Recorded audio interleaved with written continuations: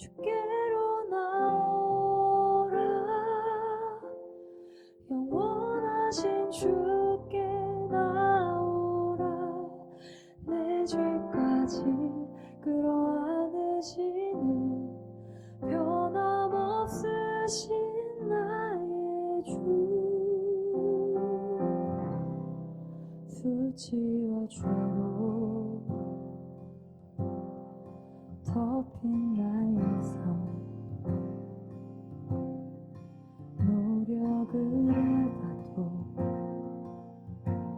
벗어지지 않네.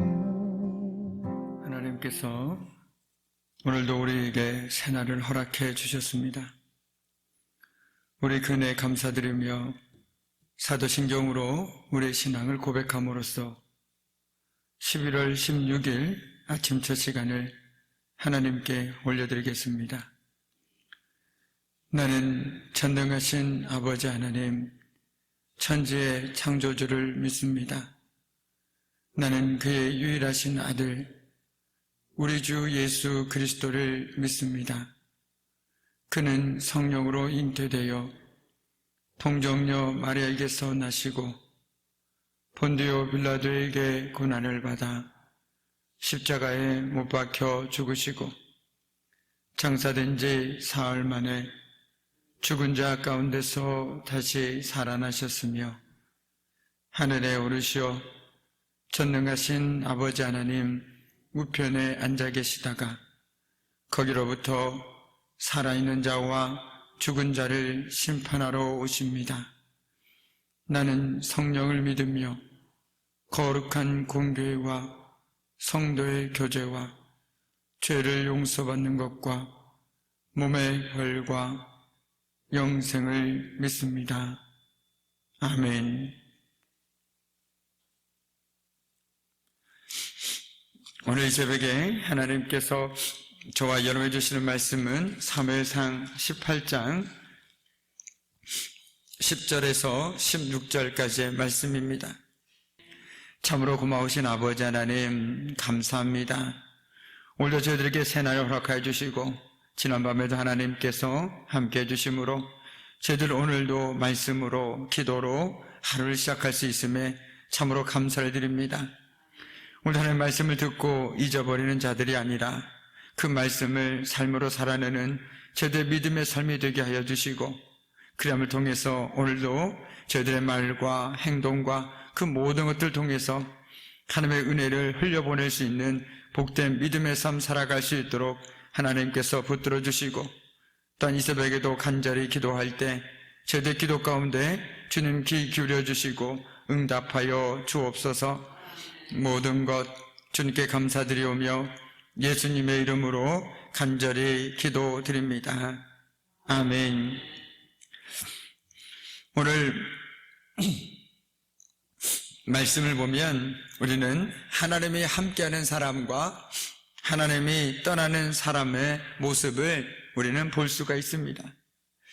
다윗은 하나님이 함께하는 사람으로, 그리고 사울은 하나님이 떠나시는 사람으로 대조시키고 있음을 우리는 주목해야 합니다.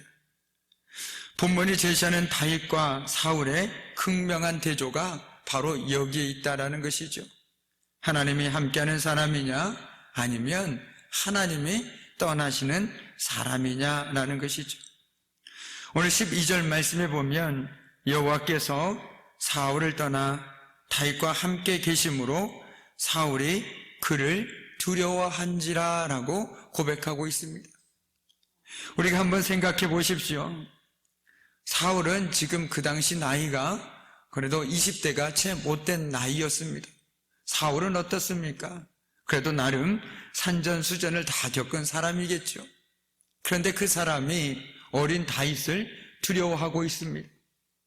두려워한 이유는 바로 다윗과 하나님이 함께하고 있다는 것을 그도 알고 있었기 때문이라는 것이죠. 그래서 그는 오늘 말씀에도 보면 내가 사울을 죽이리라 라고 결단하고 심지어 사울의 다윗에게 창을 2번이나 던졌습니다. 그런데 그럼에도 불구하고 다윗을 죽일 수가 없었습니다. 왜 죽일 수가 없었을까요? 다윗이 민첩해서일까요? 아니면 운이 좋아서일까요? 바로 오늘 말씀에 그 해답에 실마리가 있다라는 것입니다. 하나님이 함께하고 계시다라는 것이었습니다. 오늘 다윗은 하나님으로부터 이 상황을 통해서 중요한 것을 깨닫게 되었습니다. 하나님이 함께하는 사람은 그 누구도 해칠 수가 없구나라는 것을 말이죠.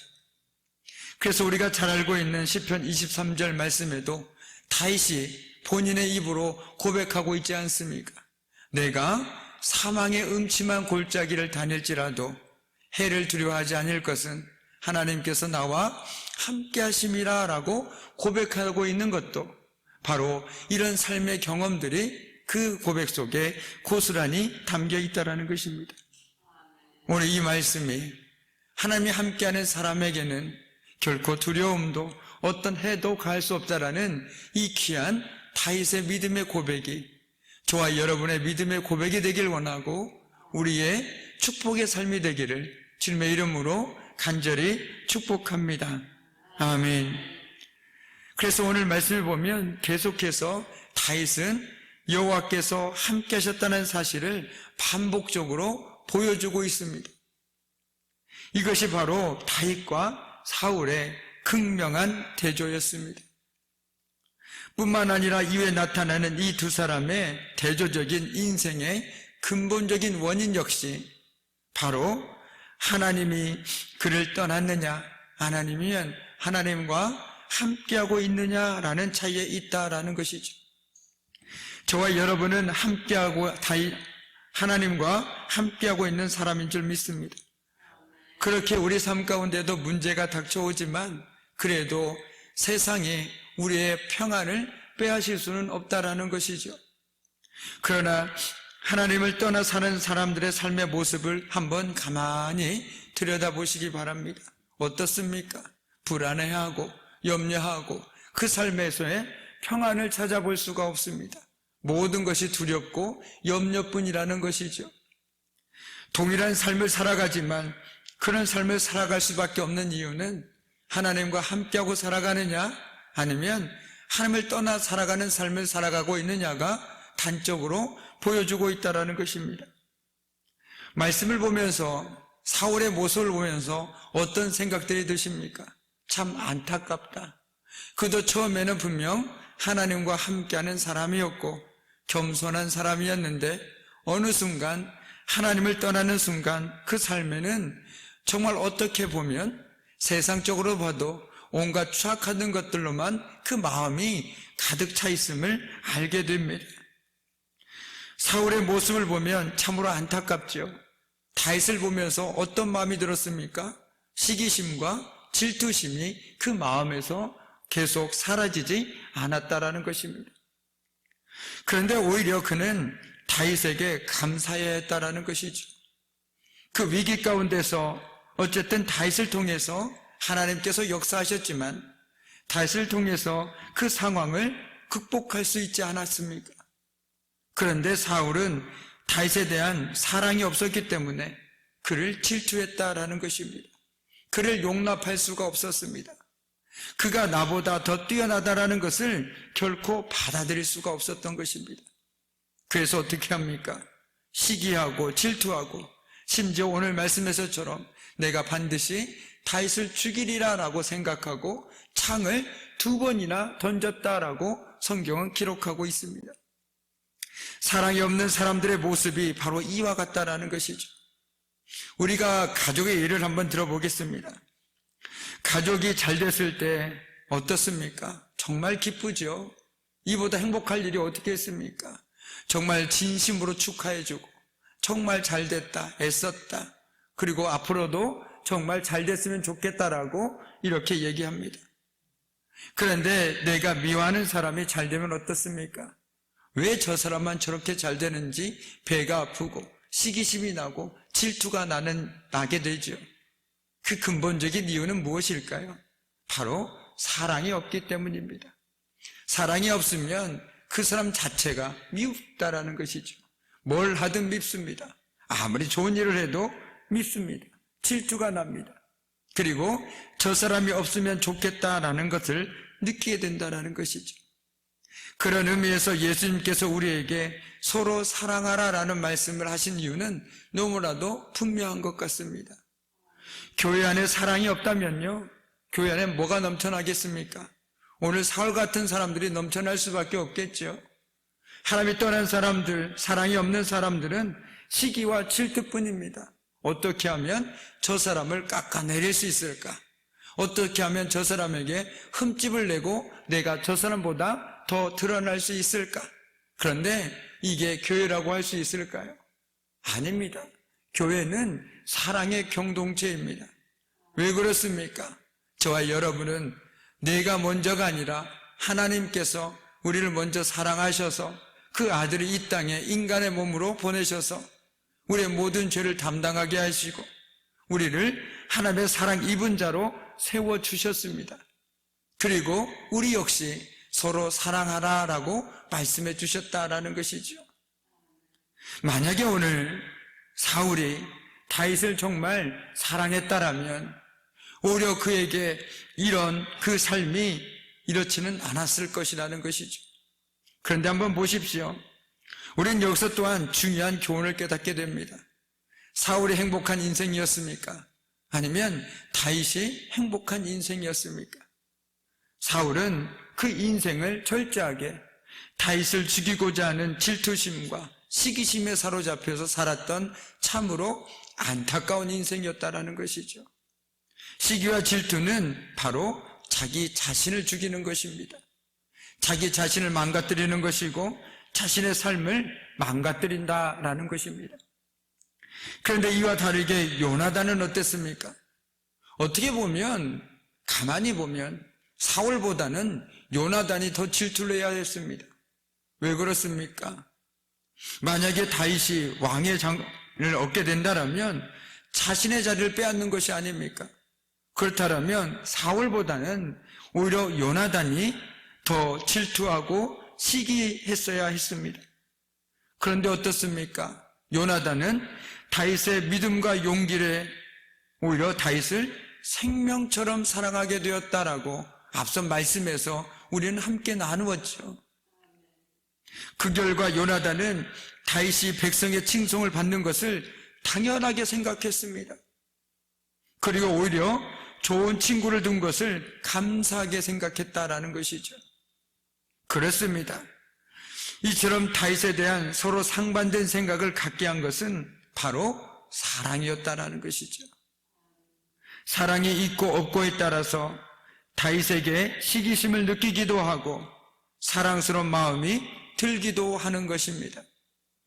오늘 우리의 모습을 바라봅니다. 내가 누군가를 미워하고 있다면 그것은 분명합니다. 나는 그 사람을 사랑하지 않습니다. 그러나 내가 그 사람의 허물까지도 품을 수 있다면 나는 그 사람을 사랑하는 사람이고 그 사람을 주 안에서 형제 자매된 가족으로 받아들이고 살아가는 사람이라는 것이죠. 그렇기 때문에 그 사람이 아파할 때 함께 아파할 수 있고 그 사람이 기쁜 일이 있을 때 더 크게 기뻐할 수 있는 이유가 내가 그 사람을 주 안에서 가족으로 받아들이고 사랑하기 때문이라는 것입니다. 그러나 내가 그렇지 못하다면 시기심이 발동하겠죠. 그렇기 때문에 우리 안에는 무엇보다도 서로 사랑하는 마음을 가졌을 때 남이 좀 못해도 용납할 수 있고 받아들일 수 있고 그것들을 통해서 오히려 하나님께서 원하시는 기뻐하시는 교회를 세워나갈 수 있다는 것입니다. 우리는 이미 하나님의 사랑을 경험한 사람들이죠. 사랑을 경험했다면 우리 역시 그 사랑을 흘려보내야 하는 것은 너무나도 당연한 것입니다. 썩은 물은, 고인 물은 썩을 수밖에 없는 것이겠죠. 나 혼자 사랑을 받았다라고 아무리 노래한들 무슨 소용이 있겠습니까? 바로 그 사랑을 흘려보내는 것이 저와 여러분의 하나님께서 부르신 중요한 사명 중에 하나가 아닐까 생각해 보게 됩니다. 그래서 우리가 그 사랑에 힘입어서 전도도 하고 복음도 증거하는 것 아니겠습니까? 그러므로 우리는 이 같은 사랑을 입은 성도로서 그리스도의 은혜와 사랑에 힘입어서 서로 사랑하는 사람이 되어야 하겠습니다. 혹시 내 안에 누군가를 미워하는 마음이 생기거든 하나님, 나로 하여금 저 사람을 사랑할 수 있는 마음을 주십시오. 저 사람을 긍휼히 여길 수 있는 마음을 주십시오. 어떻게 내가 주님께서 친히 못 박히셔서 돌아가신 저 형제 자매를 내가 미워할 수 있고 내가 어떻게 증오할 수 있겠습니까? 하나님께서는 우리에게 사랑하라 말씀하셨는데 내가 어떻게 그 말씀에 벗어나서 살아갈 수 있겠습니까?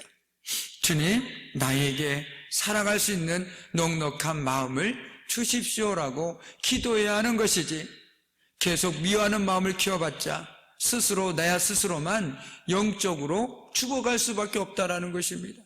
잘 알지 않습니까? 누군가를 미워하다 보면 그 미움이 제일 처음에는 아주 작았다가 점점점 커져서 나중에는 상종도 안 합니다. 그래서는 안 되겠죠. 적어도 저와 여러분이 하나님의 사랑을 받은 사람이라면 말입니다. 그런데 오늘 성경 우리에게 분명하게 얘기해주고 있습니다. 우리에게는 두 갈래의 길이 있습니다. 다윗처럼 하나님과 함께하는 삶을 살아갈 것이냐, 아니면 사울처럼 하나님이 떠난 삶을 살아갈 것이냐, 그 길을 우리 앞에 내놓고 있는 것입니다. 저는 하나님과 함께하는 삶을 걸어가고 싶습니다. 그 길을 걸어가기 위해서는 반드시 앞서 말씀드린 것처럼 우리 안에 서로 사랑하는 마음이 있어야 하는 것은 지극히 당연한 것이겠죠. 이제 말씀을 마무리 짓습니다. 만약 오늘 사울이 하나님의 보호와 인도 아래 있다는 확신만 가졌어도, 하나님께서 나를 여전히 붙들어주고 계시고 나와 함께하고 계신다라는 그 마음만 있었더라도, 믿음만 있었더라도 다윗을 미워하는 감정이 그렇게 자라진 않았을 것입니다. 나에게는 나의 길이 있고 다윗에게는 하나님께 주시는 하나님의 길이 있을 것이다. 서로 인정해주고 서로 세워졌을 것입니다. 이처럼 하나님에 대한 믿음이 사라진 사람은 하나님을 불신하게 됩니다. 뿐만 아니라 사람에 대해서도 믿지 못하게 된다는 것이죠. 선의를 선의로 받아들이지 못하고 호의를 호의로 받아들이지 못하게 된다는 것입니다. 우리에게 믿음이 없을 때 열등감이 생기고 질투와 시기심이 생기게 됩니다. 그러나 믿음이 있다라면 하나님께서 나에게 주신 나의 자리가 있는 것이고 저 사람에겐 저 사람의 자리가 있는 것이고, 하나님께서 나에게 주신 은사가 있다라면 저 사람에게만 주시는 하나님의 은사가 있지 않겠습니까? 그래서 하나님께서 이 모든 것을 협력해서 교회를 세워나가고 선을 이뤄나감을 우리는 고백할 수 있지 않겠습니까? 어떻게 다 똑같은 은사만 가지고 있고 어떻게 다 똑같은 능력만 가지고 있겠습니까? 내가 부족한 부분이 있으면 저 사람이 그 부분을 채워주는 것이고, 내가 조금 능력 있는 부분이면 조금 부족한 부분을 내가 채워주는 것이고, 그래서 퍼즐처럼 하나하나 맞춰가는 것, 이것이 바로 신앙생활이라는 것이죠. 그렇기 때문에 우리 믿음의 사람들은 남의 가진 것에 그렇게 시기하고 질투할 필요가 없습니다. 오히려 그 사람을 존중해주고 그 사람으로부터 배울 것을 배우고 내가 자랑할 수 있는 것 가지고 섬길 수 있는 것 가지고 섬기는 것이 하나님께서 기뻐하시는 섬김이라는 것이죠. 오늘 말씀을 통해서 하나님께서는 우리들에게 분명하게 말씀해주고 있는 것 같습니다. 정말 우리가 하나님을 믿는 사람이라면, 그리고 그리스도의 사랑에 힘입어 살아가는 사람이라면 우리 안에도 그 믿음 때문에, 그 사랑 때문에 미움과 시기가 넘쳐나는 것이 아니라 오히려 우리를 통해서 사랑과 화평이 넘쳐나는 그런 삶을 살아야 한다라는 것이죠. 바라기는 오늘 저희들의 모든 발걸음 위에 오늘 이 귀한 믿음의 고백으로 말미암아 우리가 지나가는 모든 곳들이 정말 미움과 시기가 사라지고 다툼과 분쟁이 사라지고 오히려 주님 주신 사랑과 화평이 임하는 복된 한 달의 삶이 되기를 주님의 이름으로 간절히 축복합니다. 아멘. 함께 기도합니다. 하늘에 계신 우리 아버지, 아버지의 이름을 거룩하게 하시며 아버지의 나라가 오게 하시며 아버지의 뜻이 하늘에서와 같이 땅에서도 이루어지게 하소서.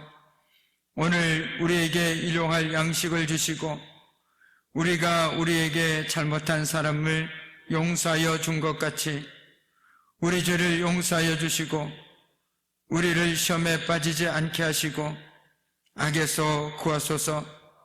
나라와 권능과 영광이 영원히 아버지의 것입니다. 아멘. 우리 계속해서 함께 기도함으로 하늘 앞에 나가도록 하시겠습니다. 모였네 함께 주를 찬양하리